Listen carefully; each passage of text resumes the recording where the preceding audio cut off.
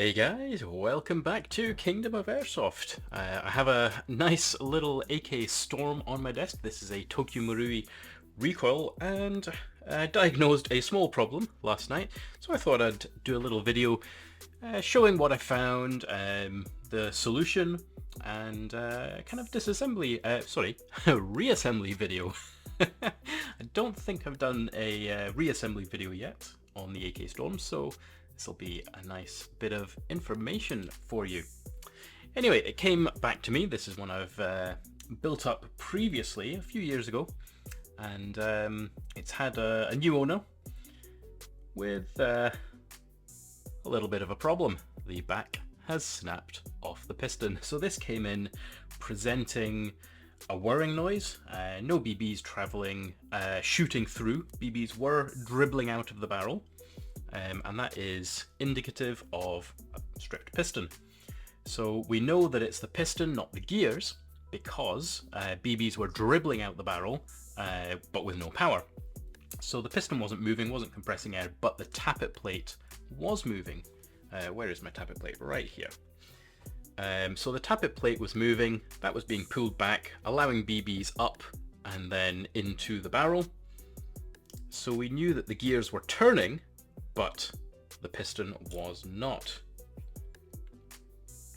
So as a standard buzzing noise, the first thing to check if you hear a kind of buzzing, whirring noise from the gearbox is the motor height. Motor height was fine on this one. Next thing is usually the piston or the gears. So that little check, whether BBs are dribbling out the barrel, can help diagnose the problem. So I always say when you're going into a gearbox, if you have a problem, you should try and figure out what you think the problem is before you open the gearbox. You should kind of know what you're looking for before you start kind of rooting around and trying to find something, because there might be other unrelated problems. That's always a potential with with anything, really. So if you don't know what you're looking for and you find something, you might think, right, this is the problem. I've sorted this, so now it's gonna be fine. And then inevitably, it is not fine. So yeah, always try and have an idea of what you're expecting to see before you open up the gearbox. So this is a fairly common problem. As the old Prometheus pistons age, they are made of plastic. It's not a particularly strong plastic. I believe it's some sort of ABS kind of mix. It is quite brittle. As they age, they just snap. They're not particularly ductile, so they don't stress and kind of deform under stress like nylon does or like carbon fiber. I know carbon fiber is a little bit brittle, but we are going to be replacing it with a FPS soft air carbon fiber reinforced piston. So it's not pure carbon fiber. It is a sort of nylon base, so it's nice and flexible with a full rack of steel teeth. And yeah, it's the black one, which means it is carbon fiber reinforced. The standard green ones, also superb pistons, very strong. But this customer said just put the best in, and that's what we're doing.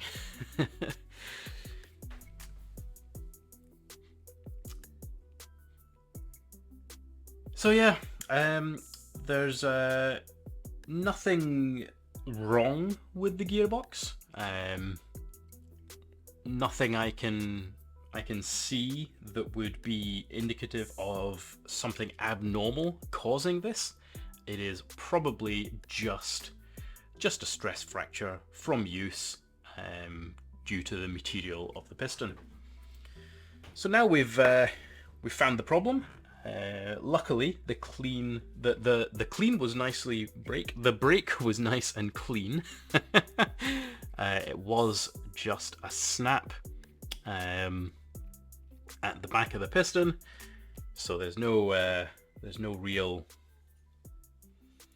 mess to clean up. A couple of little fragments here and there.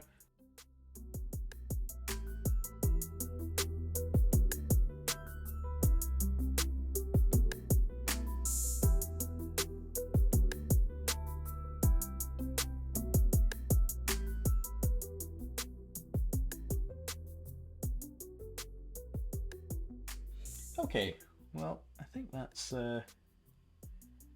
pretty much everything. This was fairly recently serviced. Unfortunately, there's not a whole lot you can do to predict a failure like that.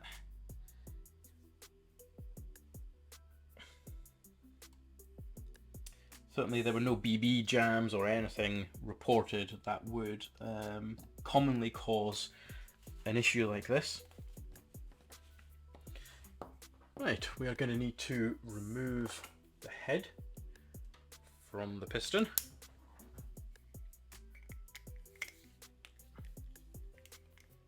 There we go. So we will be able to reuse the piston head with a little bit of fresh thread lock. Nice.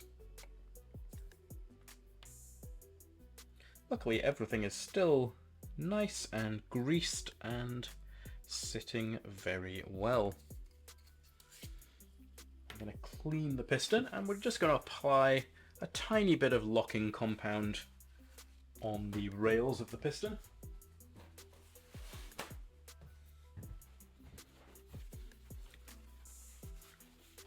Just to help bond the rack to the piston body a little bit more securely. It is just a precaution. I've never had any issues with these pistons,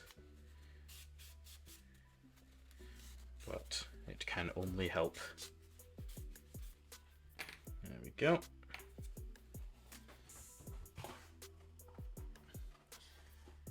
So we have quite a nice upgrade package in this one. We've got a Jeftron Leviathan. I think this was actually the first Leviathan that I installed in a recoil V3 gearbox. Oh no, sorry, this was the second. The first one was actually my very own recoil G36. Unfortunately, that has now found another owner. I don't really play so much anymore these days. So yes, I'm glad it found a home where it is being well used. We're going to use some Loctite 638 stud locker.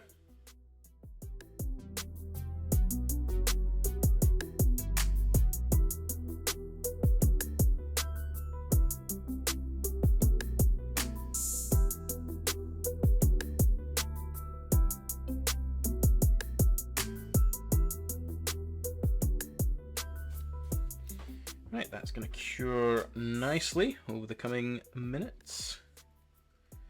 We shall get our piston head inner spacer,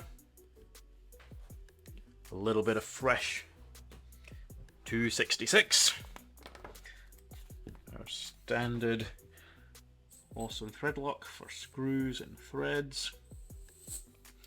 Oh, this bottle is nearing its empty state. Just a drop in the piston head there. We can go ahead, screw that on.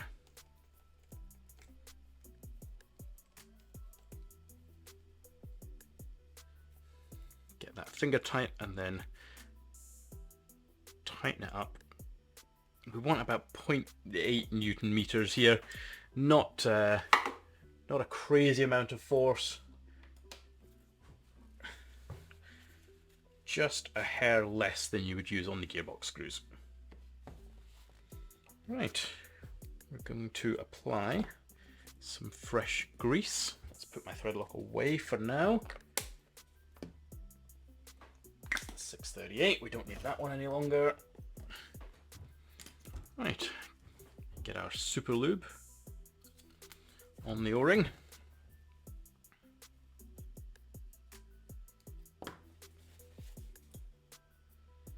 Just give this a little clean while we're here. So this gearbox doesn't even really need a service. It is looking pretty much pristine on the inside. Yeah, there's basically no, I mean, there's a tiny little bit of dirt in there. See if you can see that. I'm not sure if you'll see it with the light. Just, oh, here we go. Yep, just a couple of little bits of dirt in the front now. Not a whole lot. So we can clean out our wonderful PDI Palsonite cylinder. These are probably my favorite cylinders out of everything. They are exceptionally strong, incredibly round, concentric I should say. And the Palsonite coating is just wonderful for holding on to the grease. It's almost like a sort of semi-porous finish that just sucks the grease into the surface and provides just an incredibly slick, frictionless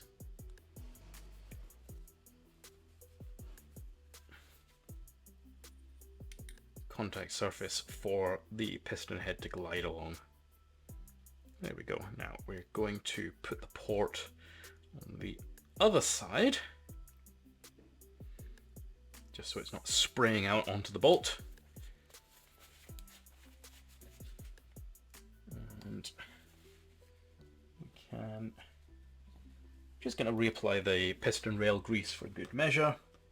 I mean, it is looking pretty damn fresh, but may as well while we are here.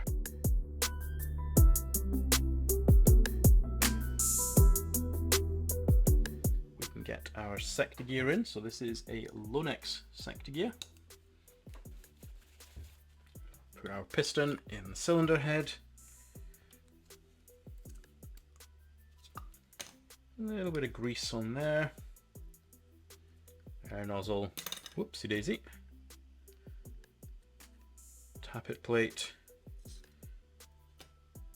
Tappet spring. I'm just gonna gently move the wires out. Let's get our cylinder sitting in nicely. I'm gonna make sure we don't pinch any of the wires. So this has a Jeftron Leviathan V3. You can see here that I have soldered on 2 wires, little JST plug on the front there, and then I've soldered the matching JST plug onto the bolt catch mechanism, the empty mag detection system, so that it is a nice quick detach, take down, super easy, and very simple to disassemble, which is what we like. Spring can go in, and there we have it. We can now reassemble the gearbox. Oh, our trigger has come out of position. There we go, not trapping any wires, very good. Now I'm going to screw this down just to hold everything in. We're going to go back and apply some thread lock to the rest of the screws. So yes, we have a Speed brand AK trigger on here. I did have to shorten this down a tad because it was too long to fit in. But the what brand was it I used? The Retro Arms AK triggers are a little bit shorter, and they fit in the recoil storms without any modification required.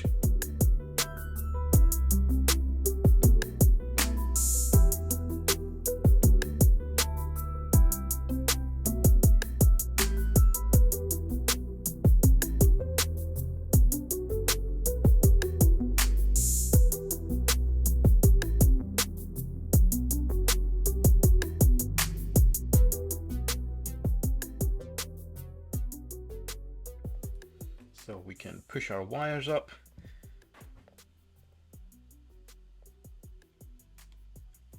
and install our plate. So the only way that this differs from a bog standard stock assembly is we have some extra wires.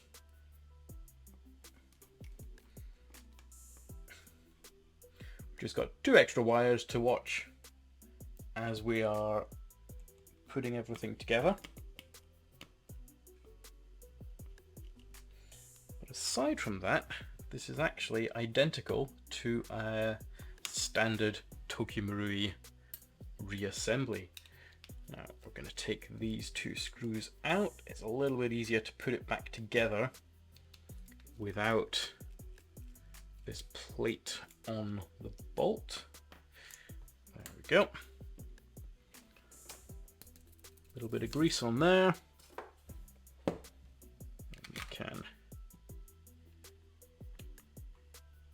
get our recoil system installed. So flat side up on the buffer pad with the rubber pad on the right, and then the protective metal cover on the left. And we're going to, let's see if we can show you there. Can we get some better light in? So just here, we're going to make sure that this little notch is lined up so that the screw here goes through that notch, and that's what holds this rod in place. But before we do that, we're going to put the recoil spring on and then push the rod in. There we go. A little bit of thread lock on that screw, and we are close to finishing.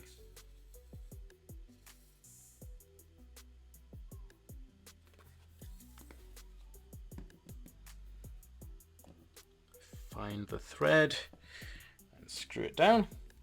You do need to make sure you find the original thread, because these are self-tapping screws, and if you don't find the original thread, it'll just cut a new one, and after a couple of times of that, you'll have no thread left, and it'll just strip and cease to be a useful screw.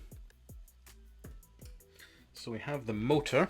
We're not going to install that just yet. That's going to go on after the gearbox is in the receiver. Got our bolt. There we go. So we're going to put the gearbox in the receiver, and then I'm going to just take the hop out to show you how to do that. Very important before that is the selector system. The TM recoil selector system is a part of the lower receiver. It's built in. You can take it out if you need to. You shouldn't need to, but if you do, you pop this mock pin out, so that just pokes through. That'll come out. There's a little bit of thread lock on the inside just there, but you can push it in from the outside once the gearbox is out. That allows you to get a screwdriver through to remove this screw in here, and then there's 2 screws in the back there and there to take the rear mechanism out as well. So your detent system is in this rear mechanism. That's what gives this its lovely click. But yes, it is not like a standard recoil, a standard AK selector. You do not take this screw out from the outside. I've seen it done before. People with pliers trying to unscrew this, or like lever the cap off to find a screw underneath. That's not how they go together. It's on the inside. The most important thing to remember is this little pin here. You have to get it aligned. The wires have to go underneath it. So I'll show you that in a second. But if you don't get this aligned and you just force the gearbox in, it's going to snap that pin off, and then you won't have a working safety. That pin is what activates our safety here. So yes, and if you knock the pin off and then try and use the selector, it's very likely that your selector is going to get bent. This is a fairly soft metal. When it's all assembled correctly, it works flawlessly, but you know, if it's forced, if there's a problem, if it's not put together properly, you know, if the selector plate isn't sitting in the correct tooth at the back. There is a double spaced tooth for the kind of corresponding notch on here to sit in, but if that's not done correctly and you force the selector around, it'll not move correctly, and that's going to round out the join between the external and internal selector levers, and then you're not going to have a functioning safety either. So it is quite a sensitive mechanism, but if everything is done correctly, then no problems. So now we're going to install the gearbox. So we're just going to make sure our wires go through first, and then I'm going to pull the wires down so that they sit to my right of that little pin under here. Safety is going to be forward. Check the wires are in front of the pin, which they are. And then I'm going to make sure that the selector plate is pushed all the way forward, because we are assembling this in the safe position. And then it should just slot into place nicely. Check the wires on the front are sitting in the little routing channel, which they are. And there we go. So this should all be sitting in nicely. It shouldn't be wobbling or moving around. You have a hole on the back that should be perfectly aligned, and that is what this screw goes into. So this is a standard machine screw. It is slightly longer than the 4 that hold the outer barrel assembly in place, and that goes into the spring guide at the back. There we go. And once that screw is in, you can test the selector, and it should move perfectly. So we can pull the trigger, move it up into safe, trigger's blocked, spot on. There we go. Once the gearbox is in, we can put our motor on. So the motor has this little bracket at the back that actually stiffens up and braces the whole assembly. So it gives some extra strength, which allows you to confidently and securely hold the gun just by the grip, should you so desire. I think that was a flaw in the older AK design that Tokyo Marui have addressed, is the lack of kind of strength and stability in the pistol grip area. There we go. Now we have a standard brushed motor in this one, with our little fork contacts. So they slot into the brush hood screws and screw down, same as the original Tokyo Marui motor, just with a slightly different screw. There we go. Whoa.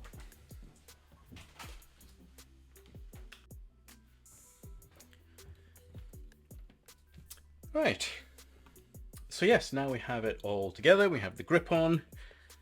Let's get the other screw terminal.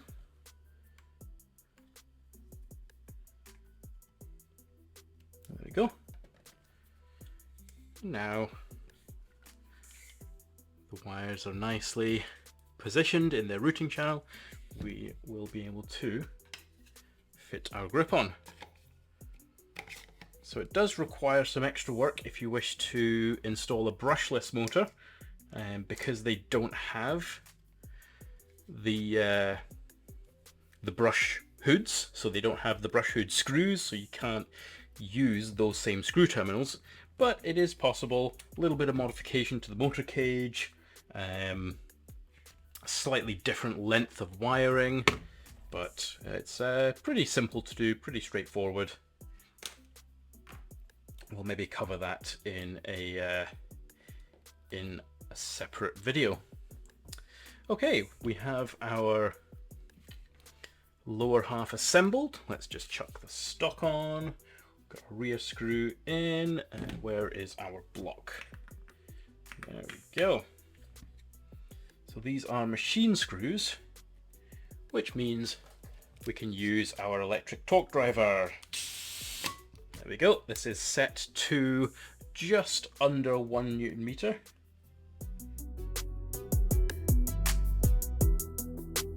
There we go.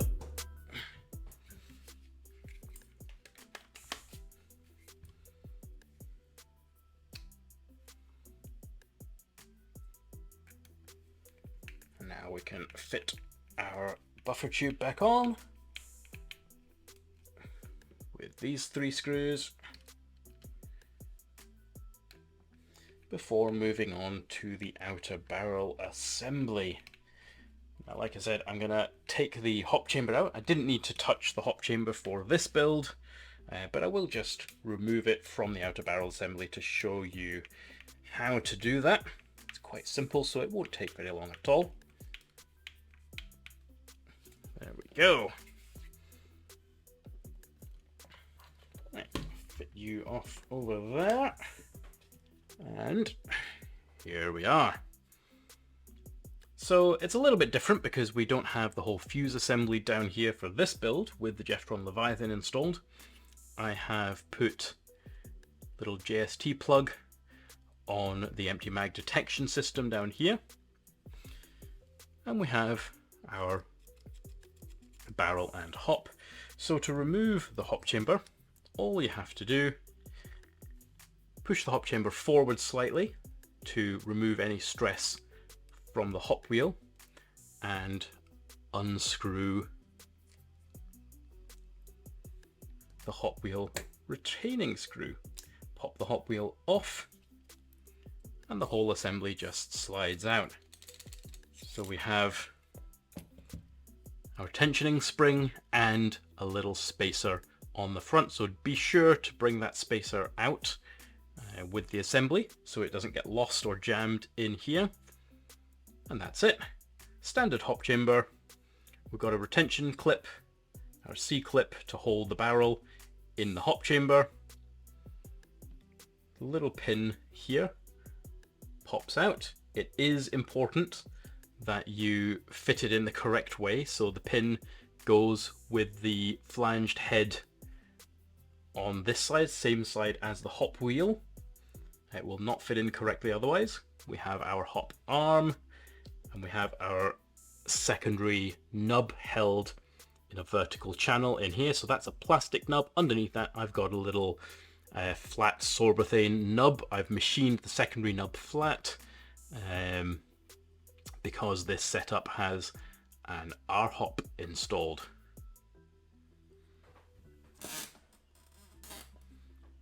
So let's get this all back together. Put the pin in. Pin goes in from this side, remember. And slides in. I'm going to tension it to the front. Fit our hop chamber, making sure the pin is in the correct groove. So there's little spiral groove that goes around. So we're going to position it to all the way off.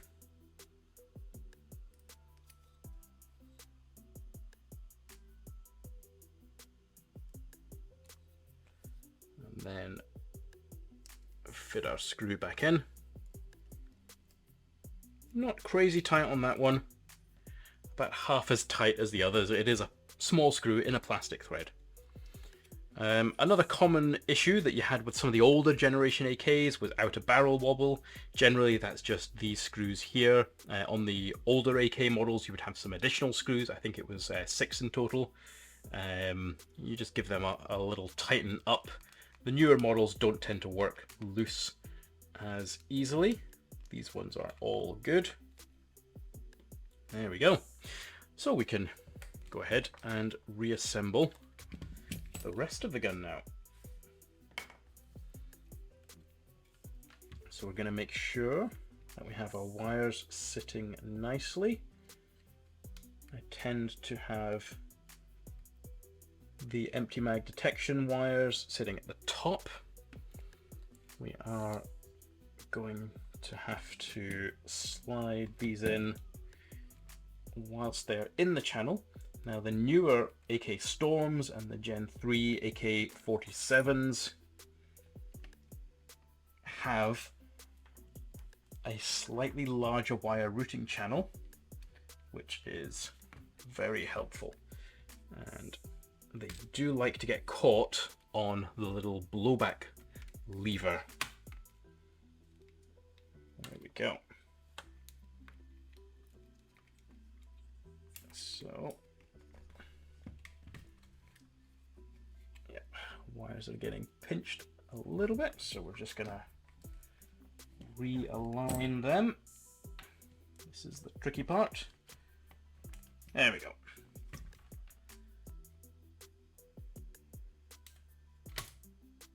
Much nicer.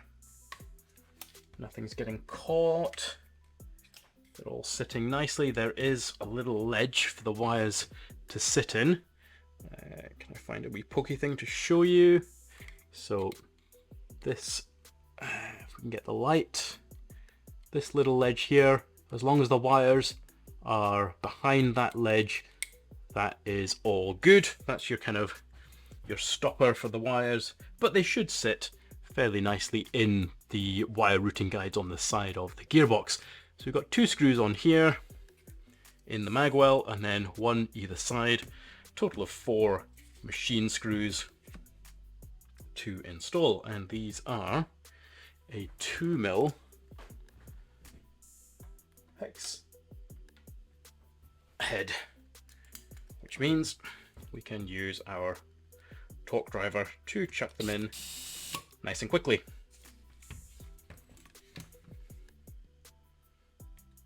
There we go. 1, 2.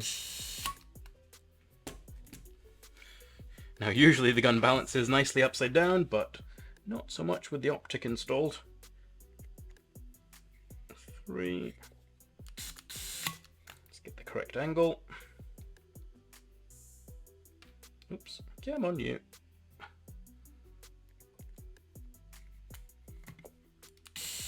4. There we go.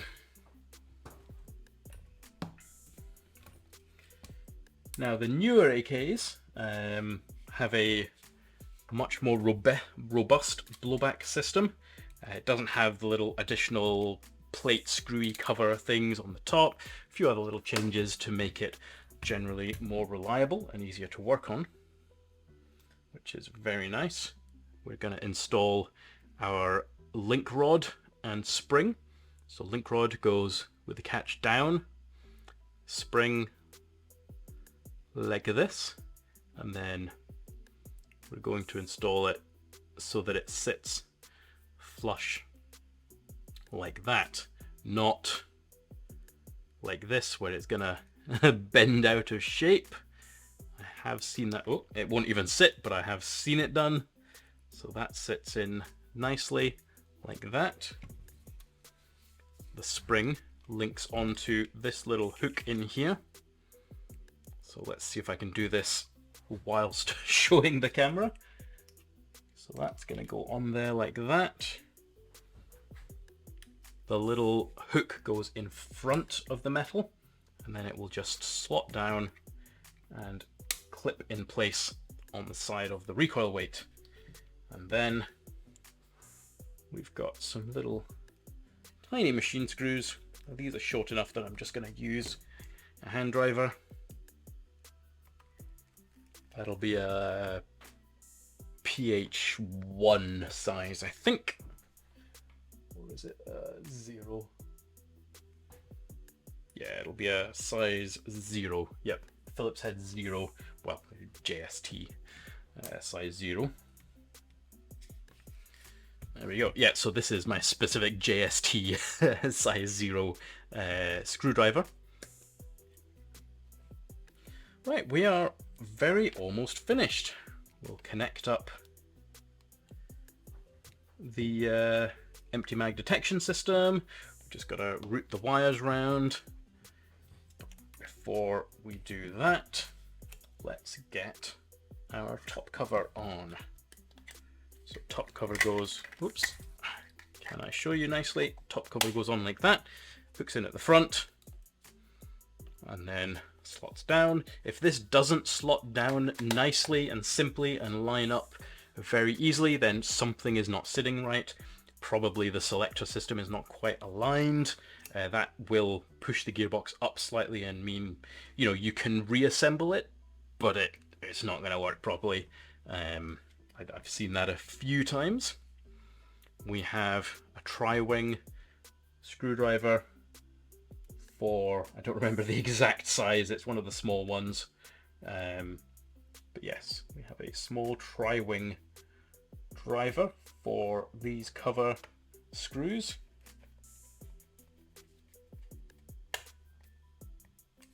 They don't need to be in particularly tight, probably 0.5, 0.6 Newton meters of torque.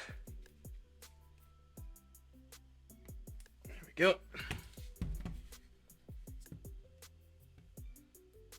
So we have 4 on the new Gen AKs. The old ones had 6, 4 along one side, 2 on the other, but have a much simpler setup with the newer AKs. There we go.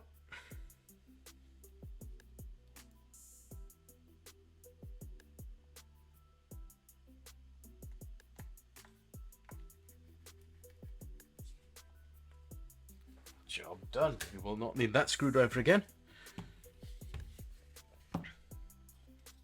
So we're going to move down to full auto. That's going to give us the space we need to fit our mock bolt. So let me show you that again.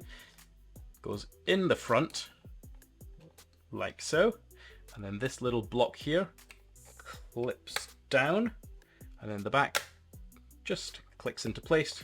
The whole thing slides forward, and then we have our spring guide and spring. Chuck that in, and that is going to go on the front of the recoil rod, and the base fit should sit flush with our recoil cover. Back up into safe.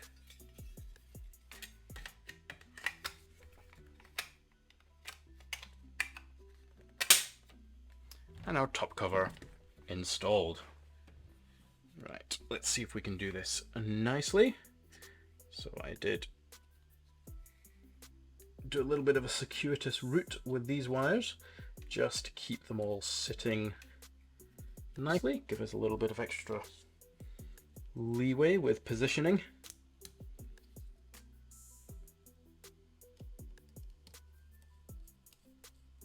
I don't think I've got that in quite the right space. There we go. So then you're going to sit the underside, you're going to sit up there, and then we can get our lower grip on.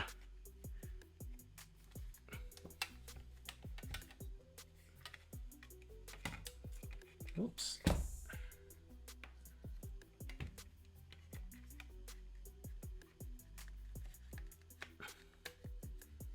Come on. There we go. So bottom on first, then the top up, and then it slots back into place like so. We have 4 screws to retain it, and a 2.5mm hex to chuck them back in.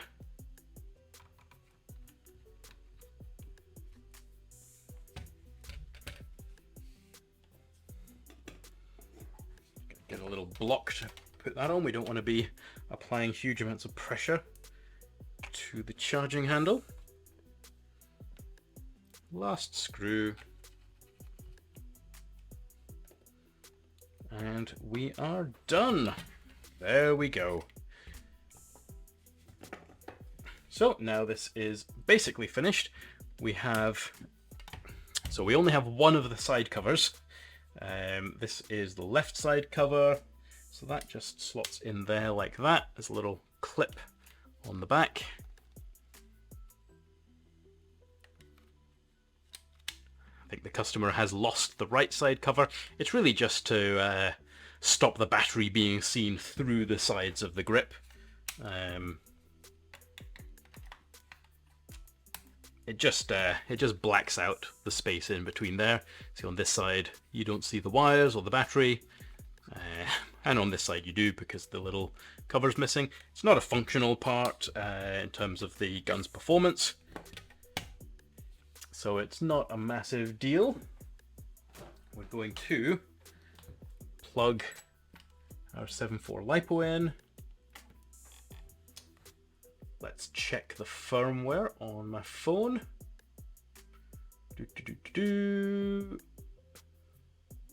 Oh, there is a firmware update, so we're going to run the firmware update. There we go. So that'll take a few minutes. I'll just have a wee natter away while that's going. Hopefully this is all working now. Nothing important has changed. I mean, obviously we've got a brand new piston in there, but yeah, we haven't changed the major functionality of the rest of the gun. So let's go ahead and tidy up my desk a little bit.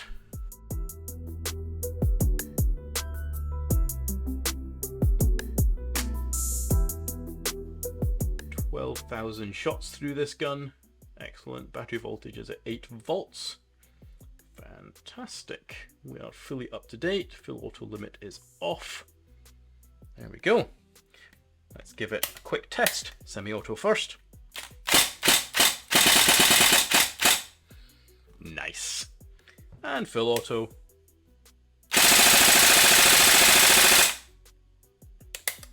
Excellent. There we go. Perfect job done. Now we can close that over and call this a successful build. Well, I hope that has been very helpful for you. Any questions or comments, feel free to chuck them down below or even email me, sam@kingdomofairsoft.com. So yeah, I hope this has been a useful video. I want you guys to have a fantastic day, and I will see you next time. Cheerio!